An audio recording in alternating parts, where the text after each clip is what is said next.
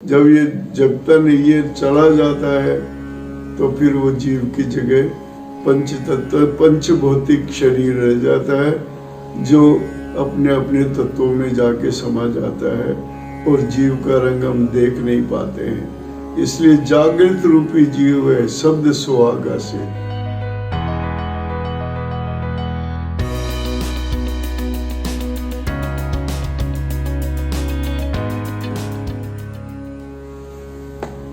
साहिब बंदगी, साहिब बंदगी, साहिब बंदगी। दोस्तों, आज हम बीजक की 24वीं साखी के साथ आपके समक्ष उपस्थित हो रहे हैं। 24वीं साखी में सदगुरु ने ये जो शरीर में जीव बसता है इसके बारे में बहुत अच्छा सवाल किया है। रंग ही ते रंग उपजे सब रंग देखा एक, कौन रंग है जीव का ताकर करो विवेक। सदगुरु कहते हैं कि रंग ही ते रंग उपजे, इस रंग से, इस वर्ण से सारे संसार की उत्पत्ति हुई है, इस जीव से सारे संसार की उत्पत्ति हुई है। रंग ही ते रंग उपजे सब रंग देखा एक। हमने समस्त सृष्टि में जितने भी आदमियों को देखा है वो सब समान रूप से एक से ही लगते हैं। सबके दो कान दो आंख सब एक से लगते हैं, लेकिन वर्ण के हिसाब से वो अलग अलग कैटेगरी में आते हैं। रंग ही ते रंग उपजे सब रंग देखा एक, कौन रंग है जीव का।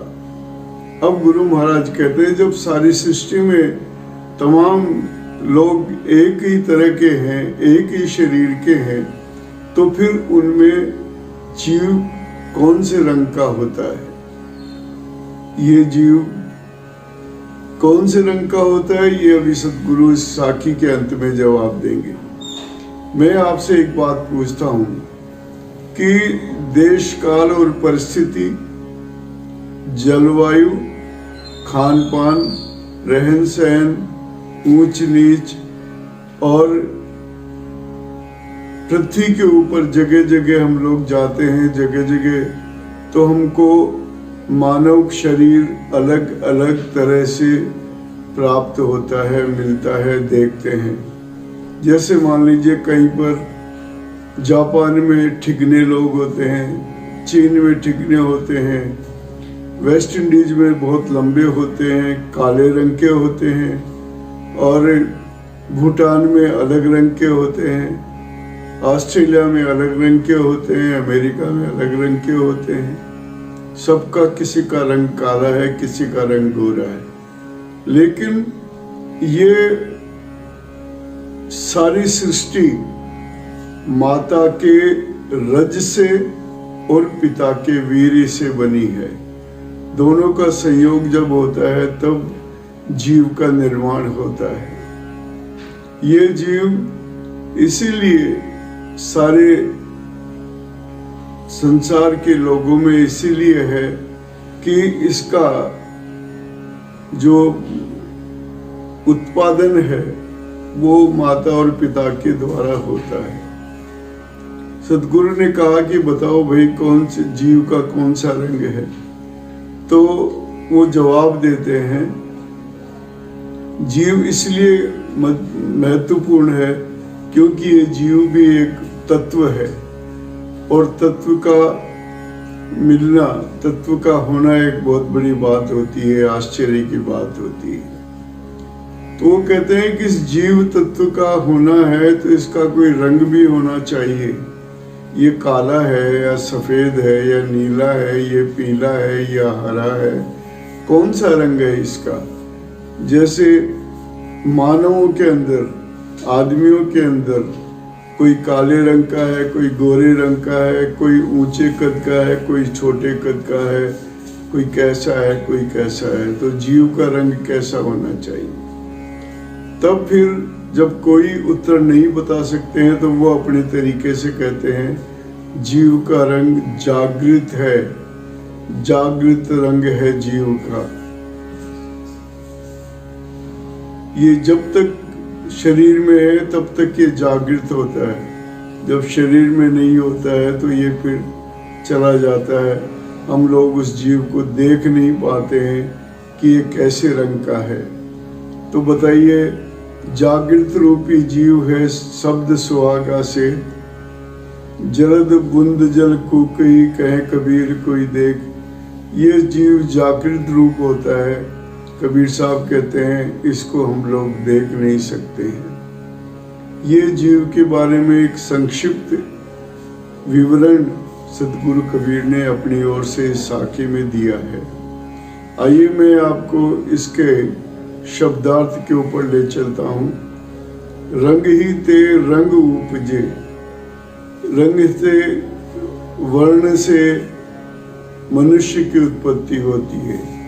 रंग ही ते रंग उपजे, उपजे यानी पैदा होना। रंग ही ते रंग उपजे, सब रंग देखा एक। अब सब यहाँ पर रंग के दो अर्थ हैं। एक, सब रंग देखा यानी सभी पृथ्वी के निवासियों का रंग अलग अलग देखा है। सब में रंग एक ही है और वो जीव का रंग किसी ने नहीं देखा। सब में जीव एक ही है। समस्त प्राणियों में जीव एक ही मिलेगा। अब हम तो आदमी की बात करते हैं, लेकिन अगर हम चाहें तो ये भी कह सकते हैं कि आदमियों में, जानवरों में, पक्षियों में, सब में जीव एक ही है। सारे चराचर में जीव एक है। जब तक जीव होता है तब तक वो हलचल करता है, और जब जीव नहीं होता है तो वो निडाल होकर के पड़ जाता है। तो इस जीव के बारे में सदगुरु ने ये कहा कि जागृत रूपी जीव, जब तक ये जगता है यानी शरीर में रहता है तब तक हलचल होती है। शरीर में नहीं रहेगा तो वो शरीर फिर शरीर नहीं रहता है। वो पंच तत्व में जाकर के शरीर विलीन हो जाता है। ये गुरु महाराज ने कहा है। और ये इसलिए कहा है कि इसकी उत्पत्ति भी नर और मादा, ये पक्षियों के लिए, जानवरों के लिए, उनके लिए लागू होती है। मानव के लिए माता और पिता दोनों के रज और वीर से उत्पन्न ये जीव समस्त सृष्टि के अंदर अपने अलग अलग वर्णों के साथ विराजमान है। जैसे किसी का कद छोटा होता है, किसी का कद बड़ा होता है, किसी का रंग गोरा होता है, किसी का रंग काला होता है।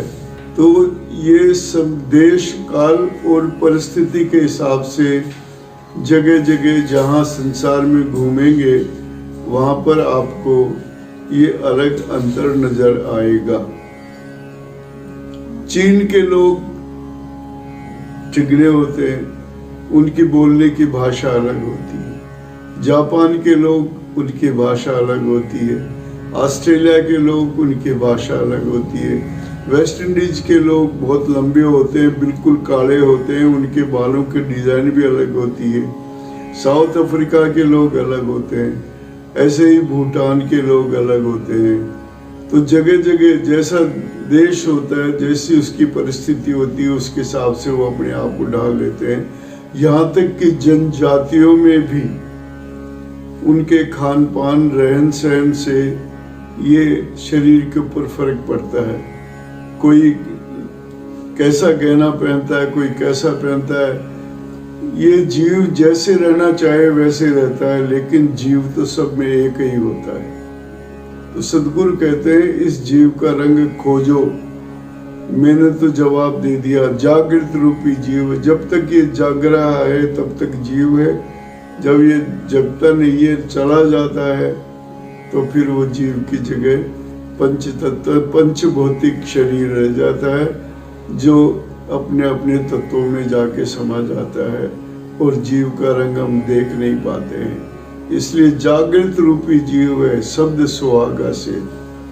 शब्द को ध्यान में रखो आप कि जब तक जीव जागृत है तब तक ये जीव है, उसके बाद वो निर्जीव हो जाता है। कौन रंग है जीव का, ताकर करो विवेक। इसके ऊपर आपको ज्ञान की खोजना करनी है कि ये जीव किस रंग का होता है। जीव जागृत रूपी जीव है, ये सतगुरु ने बता दिया, लेकिन जीव का रंग कोई नहीं होता है, क्योंकि इसको किसी ने देखा नहीं है और बिना देखे हम किसी रंग की कल्पना नहीं कर सकते। तो आइए आज हम अपने इस विवेचन को यही समाप्त करें। आपसे निवेदन है, आपको इस बारे में अगर कोई विचार है तो आप कमेंट बॉक्स में जा कर के अपने विचार रखें। तब तक हम आपसे विदा लेते हैं। साहिब बंदगी, साहिब बंदगी, साहिब बंदगी।